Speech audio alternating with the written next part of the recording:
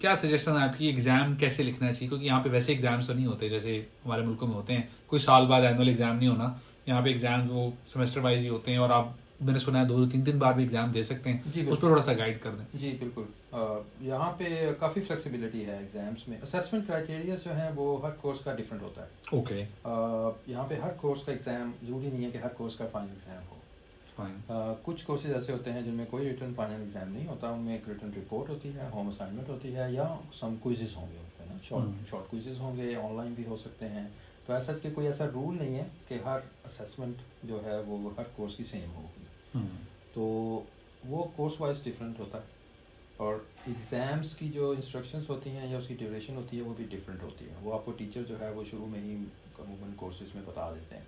वो जो हमारा जो प्लेटफॉर्म है जिसके ऊपर सारा कोर्स मटेरियल पड़ा होता है, उसके ऊपर वो सारा कुछ मौजूद इंस्ट्रक्शंस होती हैं कि आपको कब कब एग्ज़ाम होगा, कितनी असाइनमेंट्स हैं, होगा, क्या वेटेज है, हाँ असाइनमेंट्स कितनी होंगी, उसमें कितने वेटेज होंगी, हर एग्ज़ाम के कितने पॉइंट्स हैं, फिर क्विज अगर होंगे तो उसमें कितने पॉइंट्स हैं। तो ये सारा अल्टीमेटली जब वो कलेक्ट करके फाइनल में तो वो फिर उसका ग्रेड फाइनल ग्रेड कैलकुलेट होता है।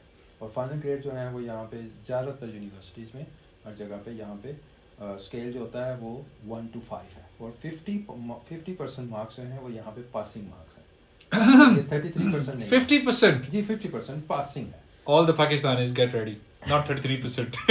किसी भी कोर्स में यहाँ पे जो मिनिमम जो पासिंग क्राइटेरिया है वो 50% है। 50%. जितने भी पॉइंट्स होंगे आपने 50% देना है।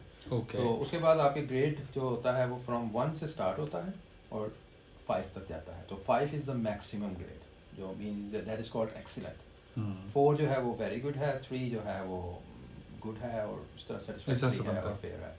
तो बेसिकली 1 जो है वो आप कह लें कि 51 से लेके अगर 59 तक आपके पॉइंट्स हैं तो वो 1 ग्रेड बनेगा। तो इस तरह आप आगे। और सर एग्जाम में हमें पेजेस काले करने होते हैं या सिर्फ रेलेवेंट आंसर, मतलब ये जरा बता। ये आपने बड़ा इंटरेस्टिंग सवाल किया है, क्योंकि ऐसे लिखना है मैंने कितने सफे। जी बिल्कुल। ये हम भी जब आए थे तो हमें भी शायद इन चीज़ों का नहीं था पता वैसे ना एग्जाम्स का। तो हम वो पाकिस्तान में जब थे हम एग्जाम्स देते थे तो हम वो कितनी शीटें लगाई प्रॉपर शीटें लगाते थे, और फिर उन शीटों के ऊपर हम वो साइडों पे जो है ना वो हम उसको वो बाउंड्रीज बनाते थे लगा के, ऊपर से ऊपर बड़े उसको प्यार से उसके हेडिंग्स बनाते थे और लिखते थे। तो हम भी यहाँ पे आके ये कुछ हमने कहा ये एग्जाम है तो हम इसको तो हम बाद में जब इधर आए तो हमने देखा कि यार हम इतना टाइम भी लगाते हैं, इतना टाइम ज़ाया कर देते हैं इन चीज़ों पे। तो वो लड़के जो दूसरे यहाँ पे लोकल्स हमारे साथ एग्जाम देते थे वो बस छोटा सा एग्जाम देते थे, 3 घंटे का एग्जाम था, वो 1.5 घंटे में करके फारिग हो जाते थे, और नंबर्स उनके हमसे ज़्यादा आ जाते थे। तो हमने कहा यार ये क्या है भाई, हम तो काले कर रहे हैं सफ़ेद।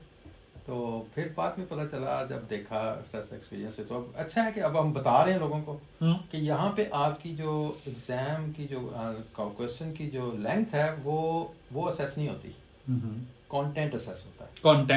कंटेंट आपने लिखा क्या है उसमें, और कंटेंट भी आपके क्वेश्चन से रेलेवेंट होना चाहिए। By the way content is the king, जैसे आपने सुना होगा आजकल हम सोशल मीडिया के दौर में रहते हैं, ये नहीं देखा जाता कि किस कैमरे पे बनाया है आपने, क्या किया, द कंटेंट मैटर्स। अभी हम आपको इतना अच्छा कंटेंट प्रोवाइड कर रहे हैं, same the case for the exams. तो वो सबसे पहले इंपॉर्टेंट जो चीज़ होती है ना, जो की है इसकी जो टिप है वो ये है कि आप क्वेश्चन को बड़े गौर से पढ़ लें, समझें उसको कि इसमें पूछा क्या गया। अगर आपको किसी थ्योरी के बारे में या किसी चीज़ कॉन्सेप्ट के बारे में पूछा गया है तो आप सिर्फ उसी की बात करें, उससे रिलेटेड चीज़ों के बारे में आप उधर एग्जाम में लिखेंगे तो आप अपना टाइम भी ज़ाया करेंगे।